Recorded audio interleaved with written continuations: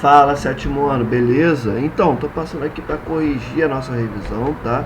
Essa revisão é muito importante para a prova de vocês, beleza? Então prestem bastante atenção nesse vídeo. De boa? Galera, vamos começar aqui. Antes de qualquer coisa, Barra do Carlinhos está a todo vapor, né? No dia de hoje que eu tô gravando, parece que eles escolhem a dedo quando que eles vão, né, pegar fogo. Então, vocês vão ouvir música de fundo, já sabem por quê, tá? Então, de antemão, desculpa aí, tá? Pela música aleatória, mas vocês sabem como é que é, né? Vamos lá, galera, olha só. Revisão. Questão de número 1. Explica o cenário em que se desenvolveu a dupla jornada para mulheres. Galera, falamos exaustivamente sobre esse tema já. Eu vou só recapitular algo que já conversamos dezenas de vezes, tá? Vamos lá, pessoal, olha só. Para entender como que as mulheres desenvolveram a dupla jornada, a gente tem que conversar sobre alguns processos fundamentais que se desenvolveu no nosso país, tá? Vamos lá, primeira coisa. A gente tem que voltar lá atrás, início do século XX, década de 30, quando o Brasil ele começa a desenvolver a sua indústria de base, quando começa a se desenrolar a industrialização brasileira, o início da industrialização brasileira com Getúlio Vargas. Então Getúlio Vargas vai basicamente construir a indústria de base brasileira. Beleza? O que acontece? Quando a indústria passa a ser desenvolvida, passa a existir, fluxos migratórios e saídos do campo para as cidades começam a se desenvolver também. Por quê? Porque a galera pensa, cara, se tem indústria, tem oferta de emprego, então eu vou migrar para lá, porque eu quero ter acesso a empregos. Bem de boa, né? Esse cenário vai se complexificar na década de 1950, quando há a abertura da economia brasileira para as multinacionais e uma série de montadoras vem para o nosso país, o que também gera aquela crença de empregos, e realmente havia a necessidade maior de pessoas trabalhando nessas novas empresas que estavam chegando naquele momento. Por conta dessa abertura do mercado brasileiro, novas empresas chegando na década de 50, nós vamos ter um novo momento de migração campo-cidade. Então, olha só, primeiro ponto para entender como que houve o desenrolar, né, da dupla jornada para mulheres é compreender que indústria faz com que as pessoas saiam do campo e migrem para as cidades em busca de quê? De melhores condições de vida, em busca de empregos. Show de bola? Segundo ponto. Década de 50, 60, mas principalmente 70. Nós vamos ter a chegada da Revolução Verde no campo brasileiro. O que é a Revolução Verde? É um conjunto de tecnologias produzidos pelos Estados Unidos e pulverizados, distribuídos para o mundo inteiro, que basicamente vão se preocupar em aumentar a produtividade. Quer ver um exemplo de uma tecnologia dessas? Trator. Você bota o trator, você produz mais em menos tempo no campo. Só que é o que eu sempre digo, um trator faz o trabalho de 10 pessoas, de 10 trabalhadores. Então, se você coloca um trator na sua propriedade, são 10 pessoas desempregadas. Então, você junta industrialização, mais tecnologias no campo, que nós chamamos de Revolução Verde, e você entende o porquê que se desenvolveu os principais movimentos migratórios do campo para as cidades brasileiras. Galera, isso vai ser tão significativo, com um grande destaque para a Revolução Verde, que o Brasil ele vai se tornar um país urbano em basicamente 2 décadas ou menos do que isso, 15 anos. Pessoal, para os países europeus se tornarem urbanizados levou pelo menos um século. O Brasil deixa de ser um país rural para se tornar um país urbano em 15 anos. Basicamente, um pouquinho mais, um pouquinho menos. Pessoal, com a chegada da Revolução Verde, o desemprego foi tão grande, tão monstruoso, que muitas pessoas migraram, principalmente do Nordeste, para o Sudeste. Beleza? Então, a partir da Revolução Verde, o Brasil se torna um país urbano, porque a galera sai do campo e vai em massa para as cidades. Tranquilidade? tá, professor, entendi, mas e aí? Aonde que entra a dupla jornada da mulher dentro disso? Galera, o padrão de vida nas cidades é muito mais alto do que no campo. Você morar na cidade é muito mais caro do que você morar no campo. Beleza? Eu acho que isso é muito evidente pra gente que mora no Rio de Janeiro. Galera, Rio de Janeiro é uma das cidades mais caras do planeta Terra. Tá? A gente vê isso no nosso dia a dia. Só ir no mercado, só ir numa loja, você ir na zona sul do Rio. Tenta comprar um café da manhã, um pão, um suco em Copacabana e vê quanto que vai dar. Um suco de laranja e um joelho.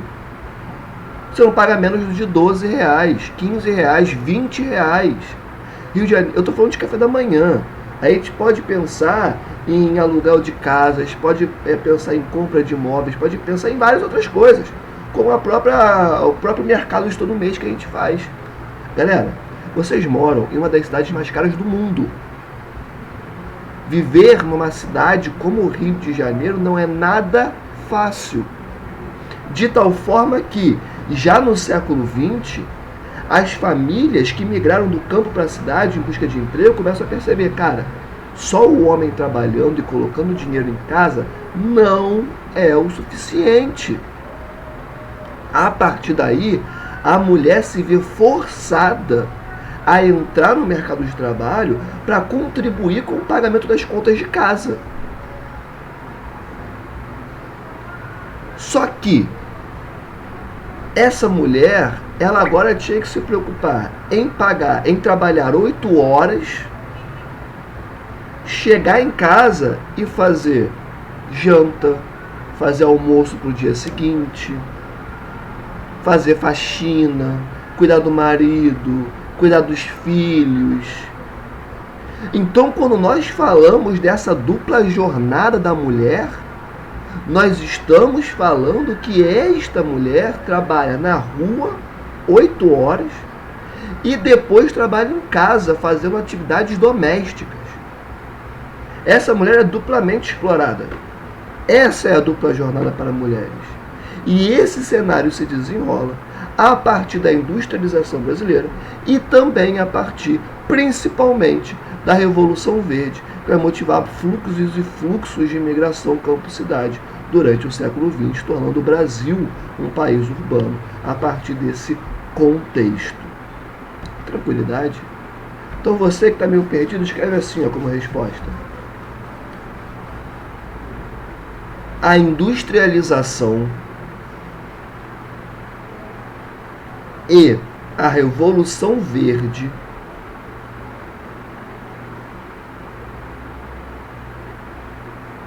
contribuíram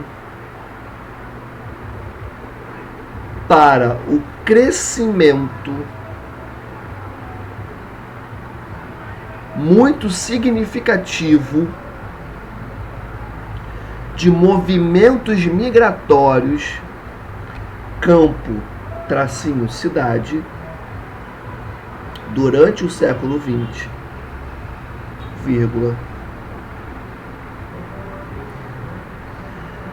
fazendo com que as mulheres se inserissem no mercado de trabalho para contribuir com o pagamento das contas, uma vez que o padrão de vida urbano é mais caro do que o rural. Ponto. Continuativo. A partir disso, esta mulher passa a trabalhar tanto na rua, como também em casa. Aí coloca entre parênteses, atividades domésticas. Tá? Abre e fecha. Configurando assim uma dupla jornada uma dupla jornada. Ponto final. Galera, eu só queria ressaltar um ponto.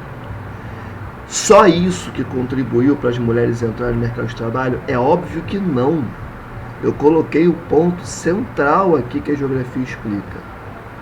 Porém, é fundamental dizer que no século XX houve movimentação, organização de várias mulheres em torno do movimento feminista que foram para as ruas e pautaram. Não, peraí, eu quero entrar no mercado de trabalho, por que eu não posso trabalhar? Quem disse que o lugar de mulher é na cozinha? Percebem? Então foi um fenômeno conjunto, tá? Foram vários fatores que se articularam. Industrialização, Revolução Verde e a movimentação das mulheres a partir de pautas feministas durante o século XX. Beleza? Agora fechamos essa número 1. Tá? 2. Por que a região Nordeste é a área de maior repulsão populacional do Brasil? Pessoal, para entender isso, a gente tem que conversar sobre algumas coisas. Primeiro ponto, tem uma questão climática? Tem. Quando a gente pensa da migração Nordeste e Sudeste, tem para outras regiões, né? A gente está falando basicamente do sertão nordestino. Tá? O sertão nordestino é uma sub-região nordestina que o seu clima é o semiárido. Pessoal, o clima semiárido basicamente ele se estrutura enquanto um clima que tem ali seus 4 meses sem chuva, tá? Um período seco, e depois mais 3 meses, que às vezes varia para 4, com chuva, beleza? Então percebam, durante pelo menos 4 meses, alguns geógrafos apontam que é muito comum que também ocorra em 6 meses, você não vai ter chuva no Nordeste, no sertão nordestino, não vai ter chuva. Depois vem 3, 4 meses de chuva. Porém, é muito comum que simplesmente exista um ano em que esse período de chuva não ocorra. 2020 é um excelente exemplo disso. Em 2020 não teve chuva no sertão nordestino. E aí as pessoas ficam como? Vai produzir como? Vai plantar como? Vai beber água da onde? Percebe? Então, a questão ambiental é um elemento fundamental para entender por que as pessoas migram do Nordeste para o Sudeste para outras regiões do Brasil. Agora, é só isso? Não. Seria muito fácil se fosse só isso. O segundo problema, e o mais importante de todos eles, a questão climática é importante? Óbvio que é importante. Porém, isso seria até relativamente facilmente resolvido com política pública, tá? O que mais importa para entender os movimentos migratórios Nordeste e Sudeste é a concentração de terras na mão de pouquíssimas pessoas. Galera, isso é uma realidade do país de vocês desde 1500. Uma das primeiras coisas que os portugueses fazem durante o processo de colonização é entregar gigantescas terras para pouquíssimas famílias. Nós estamos falando de capitanias hereditárias. Capitanias hereditárias, olha o termo. Porções de terras que são hereditárias, passam de pai para filho. E aí quando eu falo de terras gigantescas, eu não estou falando de um Maracanã. Eu estou falando de uma terra do tamanho de Braz de Pina, do tamanho de Vila da Penha. Imagina Braz de Pina inteira na mão de uma só família. Isso acontece no Brasil desde o século XVI. E isso ainda é muito vivo no Brasil. É o que eu já falei para vocês várias vezes. Você vai para o interior do Brasil, você vai encontrar escravidão. Você vai para o interior do Brasil, você vai encontrar uma concentração de terras absurda. Tem regiões do nosso país que continuam vivendo no século XIX. Claro, as pessoas, né? Eu não estou falando da porção rica, estou falando das pessoas normais, pobres. Continuam no século XIX. Não precisa nem ir muito longe, não. Pega o estado do Rio de Janeiro. Vai para o interior do estado do Rio de Janeiro, estado, não município. Vai para o interior do estado do Rio de Janeiro. Você vai encontrar tudo isso que eu acabei de falar aqui. São Paulo, mesma coisa. Pessoal, a realidade do Brasil é uma realidade em que a propriedade, em que a terra é altamente concentrada na mão de pouquíssimas pessoas. E o agronegócio se desenvolve a partir dessa estrutura, tá? Basicamente é isso. Então, o segundo elemento, que é o mais importante para entender o que torna a região Nordeste a área de maior repulsão populacional do Brasil, é a concentração absurda de terras que existe aqui. Tranquilo. Ah, tio, beleza, mas por que as pessoas migram quando tem uma concentração de terras? Galera, se a terra, que é uma terra gigantesca, como eu já falei, imagina uma terra tamanho de Brasipina na mão de uma única família. Se essa terra é de uma única família, se ela não quiser te contratar, ela não vai te contratar. E você vai arrumar emprego aonde? Sendo que a terra dela é um bairro inteiro. Percebem? Você vai migrar. Você vai sair de onde você está e vai para outro lugar, em busca de emprego, de melhor condição de vida. Aí você chega em outro lugar e aí você tem um outro latifundiário que também tem uma posse de uma quantidade gigantesca de terras. E aí você vai fazer o quê? Você vai continuar migrando. E vai migrando. E vai migrando. Vai migrando. Essa é a realidade do país de vocês. Tanto que tem uma frase muito emblemática da geografia brasileira e que é muito interessante de se utilizar em sala de aula.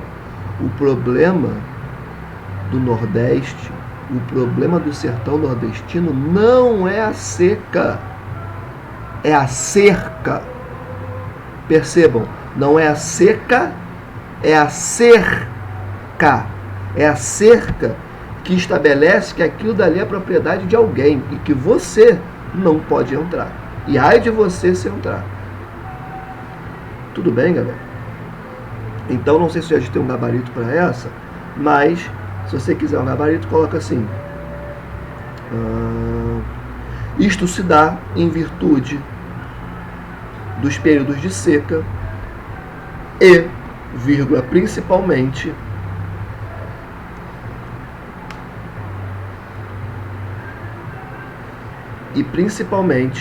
por conta da gigantesca concentração de terras que existe no Brasil. Ponto final. Tranquilo, galera? Pessoal, questão de número 3. Diferencie emigração de imigração. Galera, aquele macetinho que eu já falei para vocês. Emigração tem um E na frente, não tem? Se você é uma pessoa que faz curso de inglês, lembra daquela palavra exit? Exit é o quê? Saída, não é? Então, exit, saída. Começa com E. Emigração também começa com E, não começa? Beleza. Imigração começa com I. In, no inglês, também começa com I, não é? E in é dentro. Emigração são pessoas que saem, exit, saída, tá? Saem de uma localidade em busca de outra. E imigração são pessoas que entram em um local. Ah, tio, não sei nada de inglês. Beleza. Emigração, o E é de exterior. E imigração, o I é de interior. Beleza? Então coloca assim no seu caderno. Emigração, 2 pontos. Se dá quando pessoas saem de suas localidades em busca de outras, vírgula, atrás de melhores condições de vida. Ponto final. Embaixo coloca assim, imigração, 2 pontos.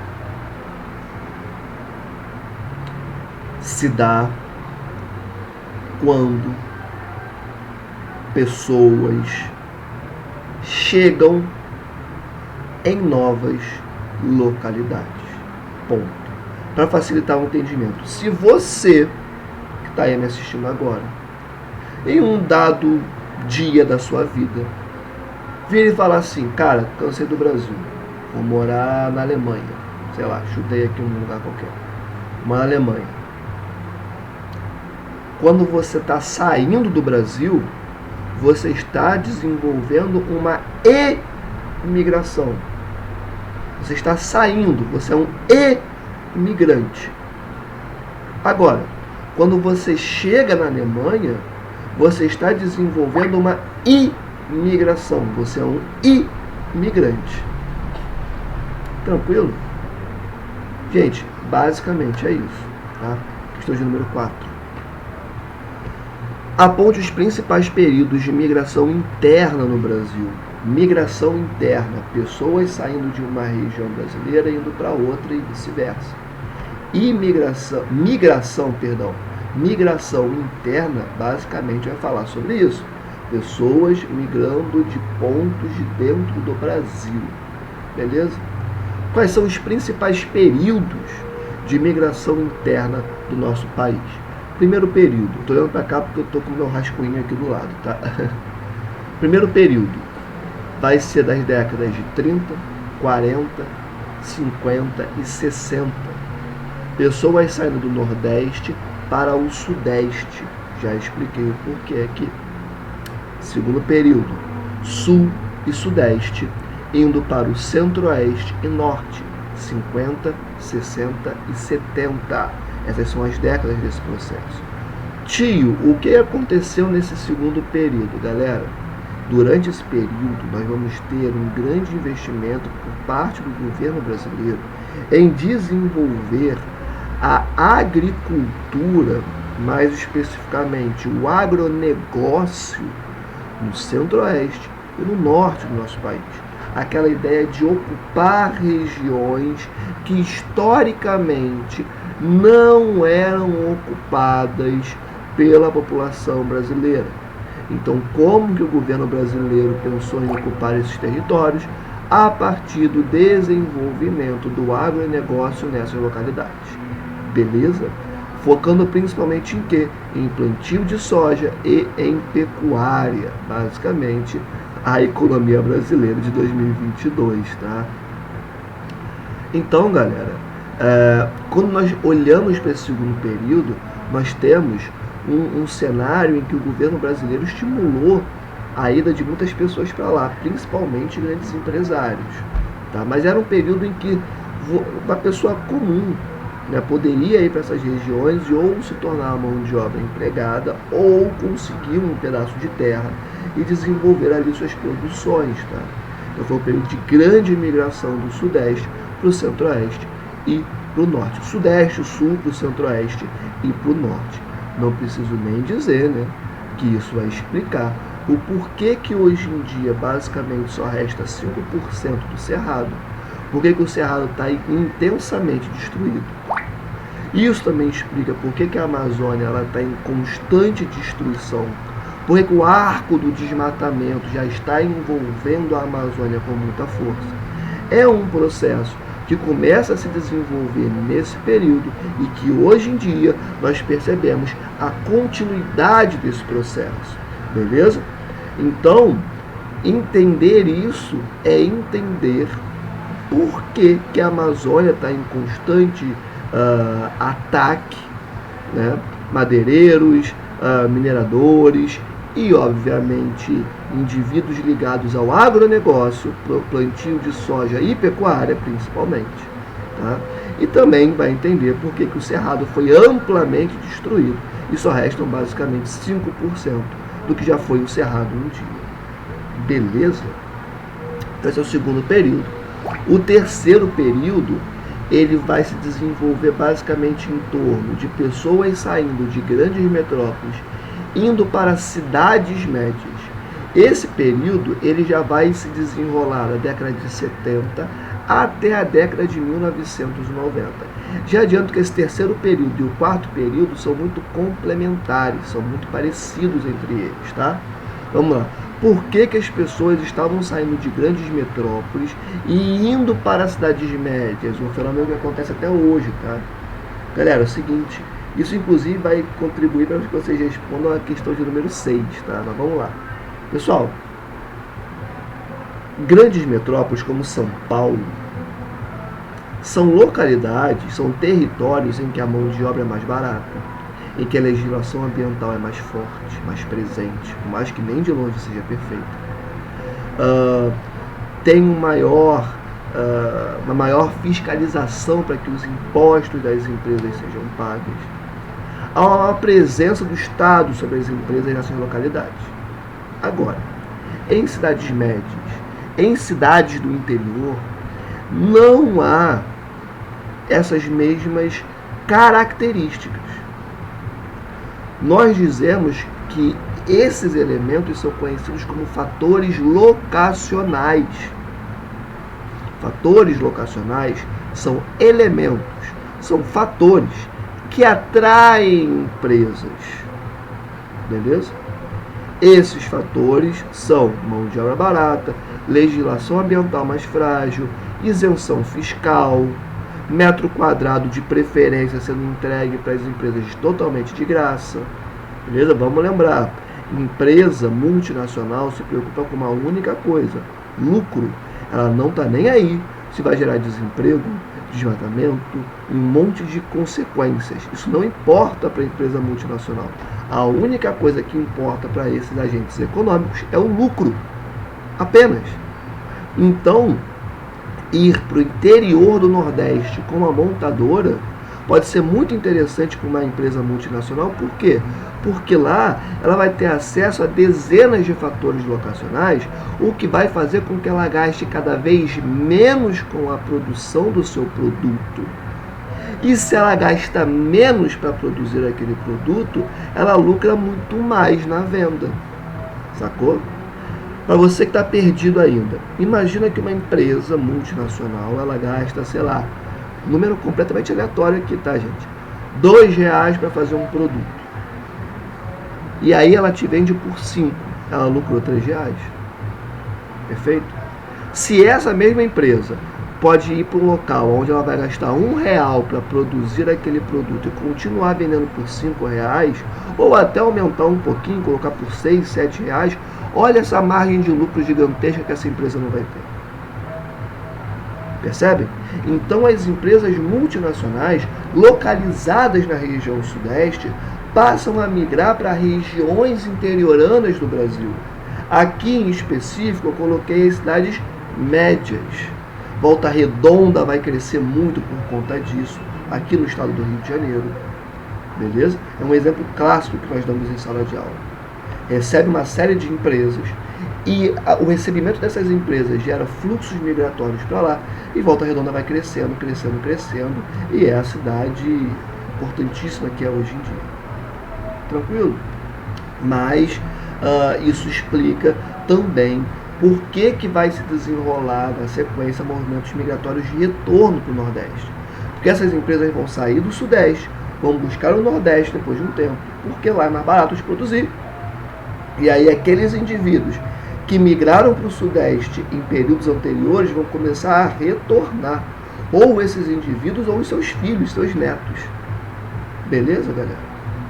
Então o terceiro período é esse, de grandes metrópoles para cidades médias, na década de 70 e 90. E o quarto período é do Sudeste para o Nordeste, década de 1990, por conta desse elemento que eu já falei.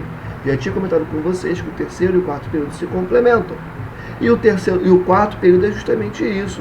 Empresas do Sudeste, grandes empresas do Sudeste, se deslocando para o Nordeste em busca de fatores locacionais, de modo a reduzir os seus custos de produção, para aumentar suas margens de lucro.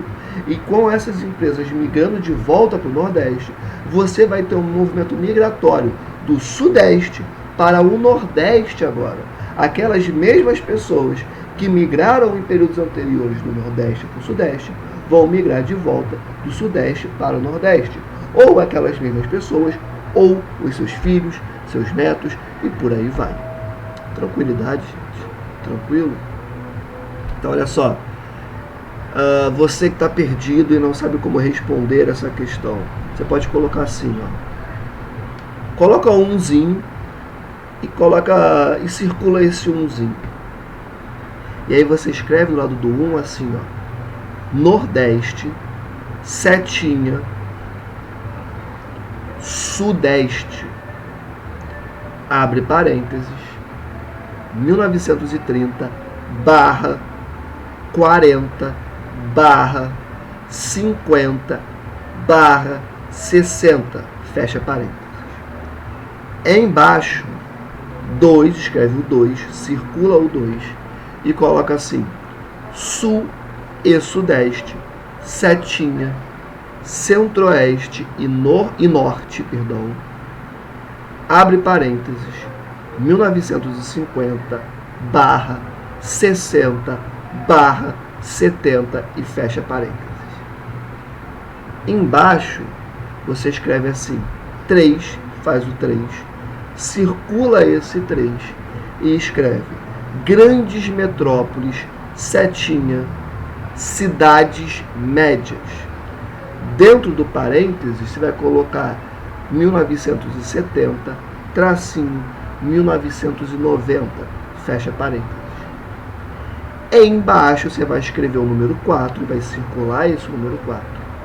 E vai colocar assim do lado, Sudeste, setinha, Nordeste, parênteses, 1990, fecha parênteses. Beleza, galera? Esses são os principais períodos de imigração interna do Brasil.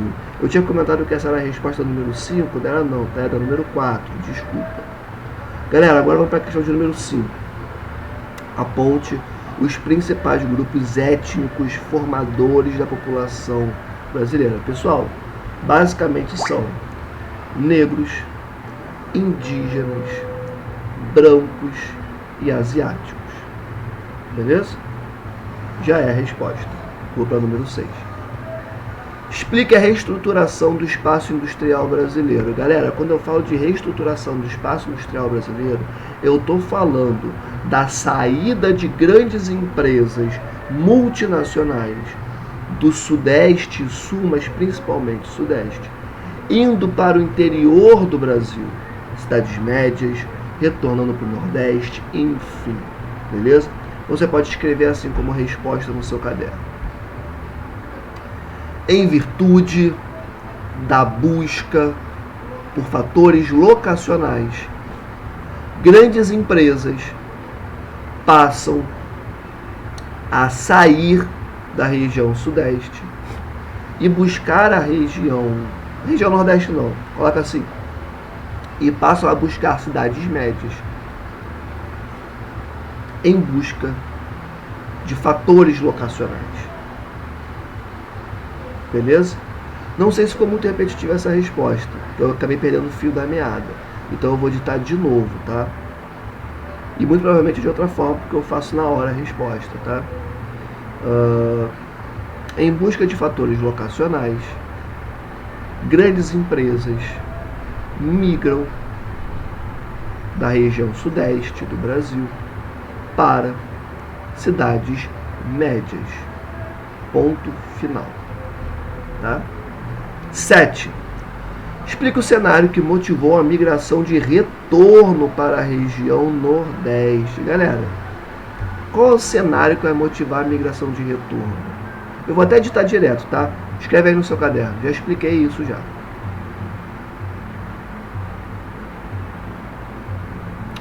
Com o estabelecimento de empresas anteriormente localizadas no Sudeste, vírgula, agora no Nordeste, vírgula de novo, uma série de movimentos migratórios de retorno vão se desenvolver seguindo o estabelecimento destes agentes econômicos. Ponto final. Tranquilo, gente? Questão de número 8 agora. Explique a relação entre a forma como a escravidão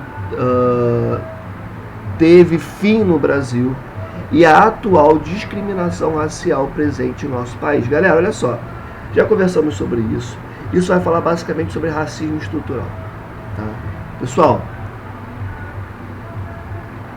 a forma como o racismo, a forma como a escravidão acabou no Brasil, se deu de um jeito em que ela de fato nunca acabou. Tio, mas como assim? Olha só. Quando o Brasil, que diga-se de passagem, foi o último país do planeta a abolir a escravidão, esse é um dos piores fenômenos sociais que a humanidade já criou em toda a sua história. Quando o Brasil ele abole a escravidão, ele dá fim à escravidão, não tem uma postura do Estado brasileiro em falar o seguinte: cara, essas pessoas passaram quase 400 anos, galera, são quase 400 anos sendo escravizadas, sem ter direito a serem entendidas pela sociedade enquanto seres humanos. Vamos lembrar de um negocinho. Para os senhores de fazendas, donos de escravos, uma cadeira e um escravo era a mesma coisa, tá? O escravo ele não era visto enquanto um ser humano, ele era visto enquanto uma coisa. Então, esse indivíduo, que não era sequer visto enquanto uma pessoa, se ele não tivesse acesso, como não teve, à educação, ao ensino técnico, se não houvesse política de geração de emprego para esses indivíduos, como que eles iriam ser inseridos plenamente na sociedade brasileira? Resultado, não foram. Então, a discriminação racial presente no Brasil hoje em dia tem uma relação direta com a forma bizarra com a qual a escravidão teve seu fim no Brasil. Perceba, o governo brasileiro nunca se preocupou em desenvolver políticas que inserissem essas pessoas na sociedade brasileira. Galera, eu estou falando do básico. Isso é básico. Qualquer país faz isso. Isso é básico do básico do básico do básico. O Brasil nunca fez isso. Então, essas pessoas que eram ex-escravizadas, elas iam para as comunidades, não tinham acesso a emprego, não tinham acesso à renda. Galera, isso continua acontecendo até hoje. Isso não acabou. Vocês presenciam isso no Brasil de 2022 todo santo dia. Se você pega uma pesquisa rápida do IBGE sobre quais grupos compõem as comunidades brasileiras, vocês vão ver que a maior parte é de pessoas negras. Se você for pegar dados sobre as pessoas que mais morrem em abordagens policiais, pessoas negras. Se você for pegar dados de pessoas que são mais desempregadas, pessoas negras. Pessoas que mais estão na informalidade, pessoas negras. Pessoas que recebem menores salários, pessoas negras. Isso é um acidente? Tudo isso que eu estou falando aqui são dados do IBGE, tá? É um acidente? Elas se esforçam menos que pessoas brancas? Não! Isso é produto da forma bizarra como a escravidão acabou no Brasil. E só para deixar claro, a escravidão não acabou no Brasil, tá? Se você for em regiões interioranas, continua existindo escravidão. É bom deixar claro para vocês que esse é o país de vocês, tá? O Brasil é isso. O Brasil é esse país com terras absolutamente concentradas, em que continua existindo escravidão, ainda mais no campo brasileiro, a serviço do agronegócio. Isso é Brasil. Tá? O retrato do país de vocês é esse, desde o século XVI. Tá? Então você pode escrever assim no seu caderno: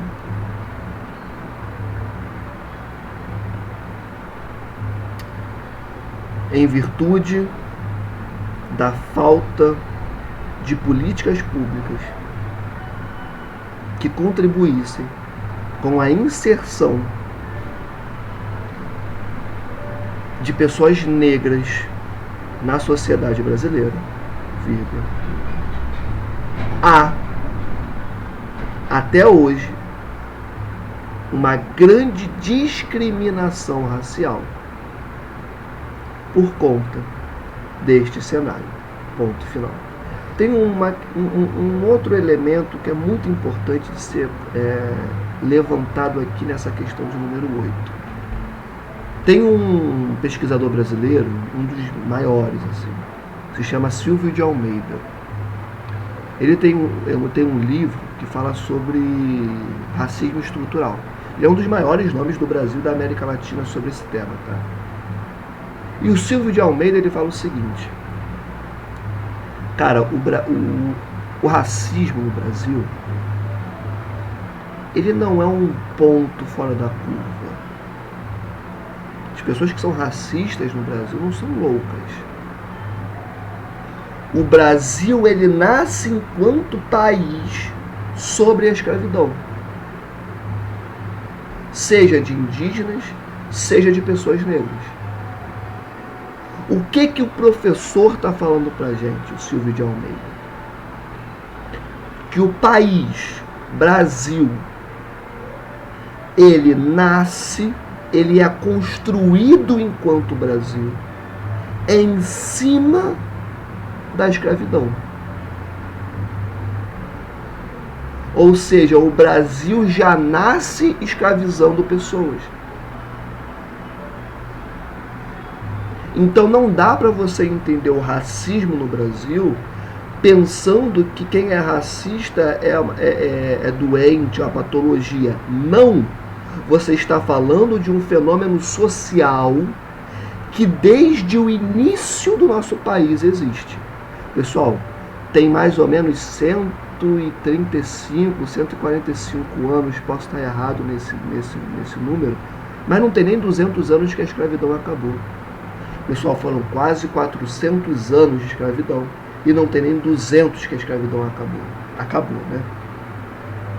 O que quer dizer que a maior parte da história do Brasil se deu sobre e a partir da escravidão. O Brasil existe enquanto Brasil porque ele escravizou pessoas. Então, o normal no Brasil é ser racista. Por isso que a falta de políticas públicas que falasse, galera, vamos inserir essas pessoas na sociedade brasileira, foi tão violento, foi tão errado. Porque é um país construído sobre a escravidão. A base do que é Brasil é a escravidão. Se você não cria políticas de conscientização contra o racismo, se você não cria políticas de geração de emprego para pessoas negras, se você não cria políticas de inserção dessas pessoas no ensino público de qualidade, você nunca vai acabar com o racismo. E é isso que o professor Silvio de Almeida traz como contribuição sobre essa questão do racismo estrutural e como que o nosso país ele é construído sobre o racismo, desde quando o Brasil estava se construindo enquanto país. Tá? Uma das primeiras coisas que é feita aqui quando o português chega é escravizar povos, infelizmente. Tá? Vamos para a questão de número 9. Quais elementos levaram à redução da taxa de mortalidade brasileira? Galera, quais são os elementos que vão levar à redução da taxa de mortalidade brasileira? Vacina, acesso a remédios, saúde pública, o básico, saneamento básico. Aqui não falo especificamente sobre a redução dos índices de mortalidade infantil, mas galera, já é mais do que corroborado em todas as universidades do mundo que se você quiser, de fato, acabar com a mortalidade infantil, a primeira coisa com a qual você tem que se preocupar é com o saneamento básico. Estamos em 2022 e grande parte da população brasileira nem sabe o que é saneamento básico. Tá? Mas o simples fato de, no início do século XX, políticas públicas voltadas ao desenrolar do saneamento básico em algumas localidades do Brasil, já fizeram com que a mortalidade, de maneira geral, reduzisse com muita força. Então, saneamento básico, junto de vacinas. Se não fosse por vacinas, eu não sei aonde esse país estaria, desde o início do século XX. Facilitação de acesso a remédios, saúde pública, por pior que seja. O simples fato de existir o acesso à saúde pública já é um fator fundamental para reduzir a mortalidade de qualquer país. Tá? Então, você pode colocar aí no seu caderno: vacinas, vírgula, facilitação de acesso a remédios, vírgula, saúde pública e saneamento básico. Ponto final. Tá? Tiveram outros elementos também, mas esses foram os principais. 10. Quais elementos levaram à redução da taxa de natalidade brasileira? Galera, principalmente a inserção da mulher no mercado de trabalho. Se essa mulher agora tem uma dupla jornada, como eu já conversei com vocês, como é que vai fazer filho? Como é que vai ter filho? Se o padrão de vida nas cidades é mais alto, quanto mais filho você tem, menos dinheiro você tem também. Percebe? Então você pode escrever assim na sua resposta: a urbanização do Brasil e a entrada da mulher no mercado de trabalho. Ponto final. Galera, corrigimos todas as questões. Essa revisão é fundamental para a sua prova. Vejam, revejam. Eu sei que esse vídeo ficou longo, foi de propósito, tá? Para que vocês tivessem o máximo de acesso a informações possíveis, para que vocês consigam desenrolar bem esse conteúdo para, na hora da prova, mandarem super bem, tá? Então, olha só, vejam, revejam. Eu sei que em alguns momentos eu falei rápido algumas respostas, mas vocês estão no YouTube, então vocês podem diminuir a velocidade do vídeo, vocês podem voltar o vídeo, tá? Então, utilizem essa ferramenta que vocês têm, beleza? Façam essa revisão, façam as folhinhas que nós vamos corrigir na segunda-feira, tá? E isso é a base para você fazer a sua V2. Beleza? Olha só, beijo no coração de vocês, tamo junto, tá? Até a nossa próxima aula. Eu fui. Tchau.